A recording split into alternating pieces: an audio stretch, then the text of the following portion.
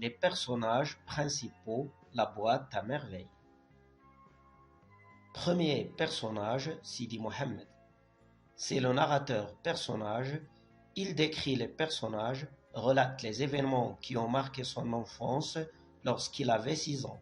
Il se sent toujours seul et triste. N'ayant pas beaucoup d'amis, il a une boîte contenant des objets divers qui font dissiper sa tristesse et égayer sa solitude en le transférant dans un monde merveilleux et imaginaire. La boîte à merveilles. C'est l'ami préféré de l'enfant.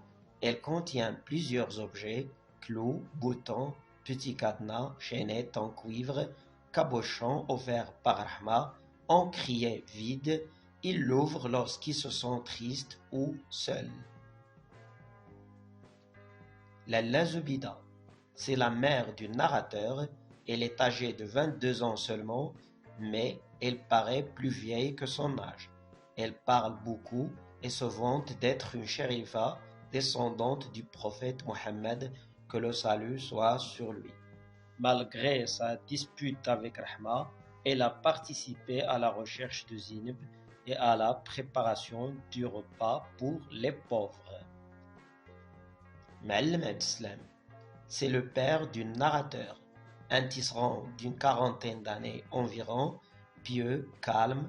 Lorsqu'il perd son argent, il refuse de s'endetter et préfère voyager pour travailler dans les champs afin de sauver son commerce. Il s'absentera un mois avant de retourner chez lui.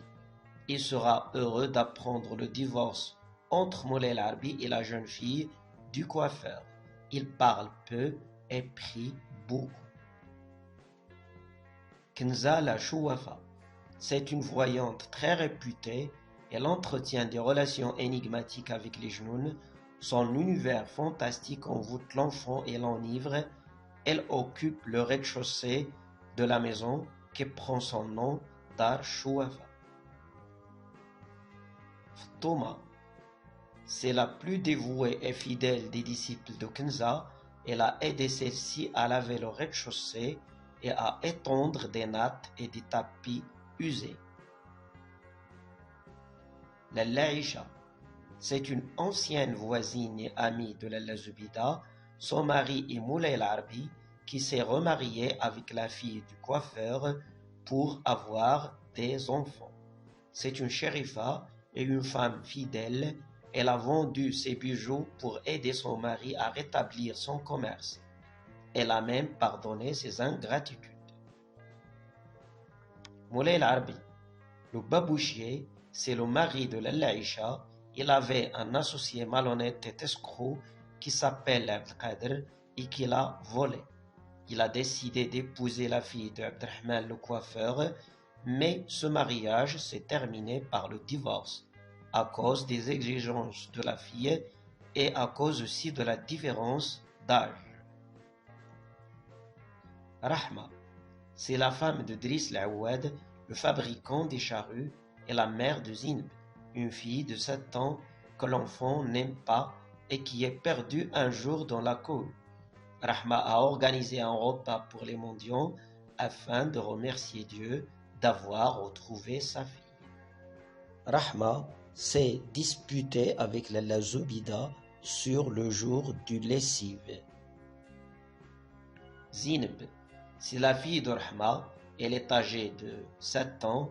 Elle a un chat et c'est elle qui rapportera l'arrivée de Sidi Abdeslam de son voyage. Un jour, elle s'est perdue au quartier Rcif, prise dans le remous devant un vendeur de poissons. On l'a retrouvée à Dar Kitoun, la maison des Idrissides. La Muqaddama l'avait recueillie et nourrie pour l'amour de Dieu. Driss Laouad, le mari de Rahma et le père de Zineb. C'est un fabricant de charrues.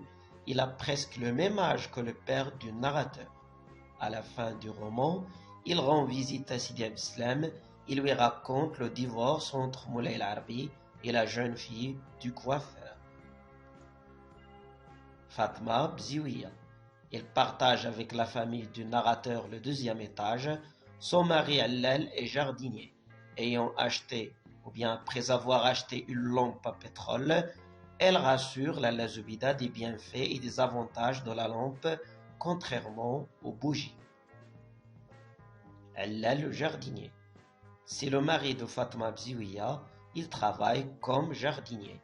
Il a participé à la recherche de la fille Zineb après sa perte. Lalla Zubida l'a comparé à un rat inquiet. Le fqih. Le fqih est un homme maigre à barbe noire. Il habite la rue Gief. C'est le maître de l'école coranique. Il affirme que l'enfant sera un talib mondial de sciences. Il dirige les préparatifs pour la Ashura. Driss le teigneux. Fidèle serviteur de Sidi Abdeslam, il garnit les canettes, fait les commissions et vient en aide à la famille de son maître pendant son absence. Sidi Mohammed Ben Tahir, un coiffeur dont la mort a causé la tristesse et le délire du narrateur qui nous a décrit le convoi de l'enterrement. Il a été malade depuis 2 mois, selon la vieille esclave du voisinage. L'enfant dit l'avoir vu quelquefois dans la rue. Il s'habille de blanc, porte une barbe rare et fait son marché lui-même. Abdallah l'épicier. Sa boutique est située à Hafarine. Il est mystérieux comme ses histoires. Il a peu de clients mais beaucoup d'amis. Ses amis l'appellent Abdallah le sage, le poète ou le voyant. Ses ennemis l'appellent Abdallah le menteur, l'hypocrite ou le sorcier. Il répond aux critiques des gens par des histoires. Le père du narrateur raconte ou bien a raconté à Sidi Mohammed une des histoires d'Abdallah qui tient une place dans l'univers fantastique de l'enfant. L'Habib, un forgeron qui, contrairement à Si Abd Nabi, loue et vante l'honnêteté d'Abdallah l'épicier et sa piété. Il affirme que c'est un ami de Dieu. Il l'a vu un jour entrer dans une zawiya. Abd Nabi. Pour lui, Abdallah l'épicier est un corrupteur, un satan enturbané. Il l'accuse d'hypocrisie et il prétend l'avoir vu entrer dans un vulgaire fondouk. Si Abdrahman le coiffeur, un coiffeur qui pratique la circoncision et la saignée au quartier Shmaï. Le père emmène son fils Sidi Mohammed pour se faire raser les cheveux. L'enfant n'aime ni Si Abdrahman ni sa boutique car il sait que c'est lui qui se chargera de sa concision. C'est lui qui va épouser sa fille à Moulay l'Arbi, ou bien qui va marier sa fille à Moulay l'Arbi. Oncle Ahmed, un homme sec, ayant une barbe de boue et un turban monumental. C'est un client de Si Abdrahman le coiffeur qui souffre de faiblesse de cœur et d'étouffement de respiration. Si Abdrahman le coiffeur lui propose une recette pour faire disparaître son malaise. Sidi al-Arrafi, un voyant chez qui la mère du narrateur se rend avec la Laïcha pour le consulter, car Khadouj l'Alawiya, ou bien l'Alawiya, leur a affirmé de ses miracles. Très réputé, il habite le quartier Sfah. Sidi al-Arrafi a prédit un avenir heureux pour l'enfant et sa mère. L'oncle Atman, un vieillard mari de Lalla Khadija et ancien maître d'Umbarka. Il a hérité une grosse fortune qu'il a dilapidée dans sa jeunesse après plusieurs mariages. Lalla Khadija est la femme de l'oncle Atman. Elle est charmante et plus jeune que lui et elle le mène par le nez. Mbarka, c'est une ancienne esclave de l'oncle Atman.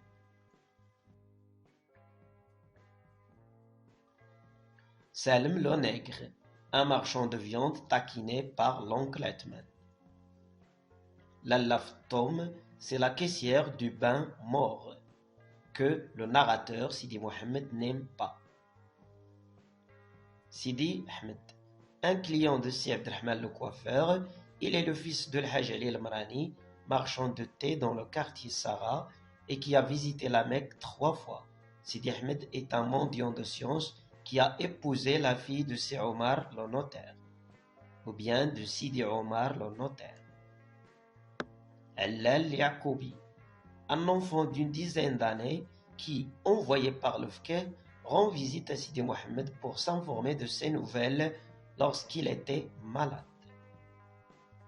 Hammoussa, un condisciple du narrateur homicide, son vrai nom est Azzuz Barrada, c'est le plus petit de taille de l'école, on l'appelait Pois Chiche. Salama, la marieuse professionnelle, l'enfant croit qu'elle a une voix d'homme. C'est elle qui a aidé Moulay Larbi à se remarier dans le but d'avoir des enfants. Kbira, la fille du maître de Salama la marieuse, Moulay Abdeslam. Allah le fournier, c'est le mari de Khadija, la sœur de Rahma. Il habite Qalqiliyin. Ce couple n'avait plus d'enfants pendant 3 ans, malgré avoir consulté les sorciers et les chouafas, mais après un pèlerinage à Sidi Ali pour Sarine, ils ont eu un bébé. Le Muallim Ibn Ashir, un coiffeur dont la boutique se trouve vis-à-vis de celle de Sidi Abdelrahman le coiffeur. Chacun a sa clientèle, il n'y a aucune concurrence entre ces deux barbiers. Zohor, une voisine de Lalla Aïcha, c'est elle qui racontera les difficultés entre Moulay Larbi et sa nouvelle et jeune femme à Lalla Aïcha et à Lalla Zubida.